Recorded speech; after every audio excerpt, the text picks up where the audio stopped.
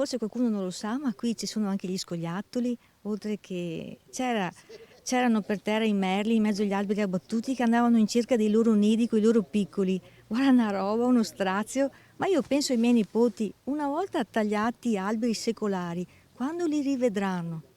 E sono andati via anche gli uccellini che avevano fatto il nido, tipo ghiandaie, picchi, gufi reali, civette, merli, colombi, comunque tortore. Io seguo un attimo questo perché gli metto da mangiare e vedo che non ce ne sono neanche più. Nello sguardo e nella voce di Antonella e Anna, il dolore e la perplessità di una comunità che continua a non darsi pace per l'abbattimento dello scorso 17 ottobre di 41 dei complessivi 219 alberi del patrimonio del parco di Villa Levi e Morenos a Mira.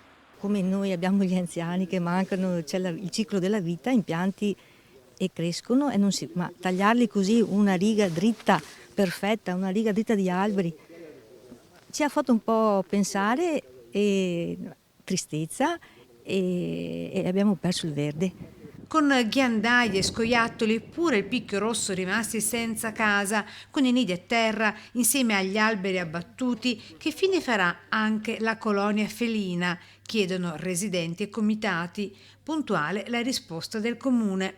La colonia felina sarà valutato adesso dagli uffici la situazione nel complesso recupero del parco storico. Indubbiamente il parco è stato recuperato per metterlo in sicurezza e per restituirlo alla città e tutto quello insomma, che è all'interno del parco va tutelato e rispettato.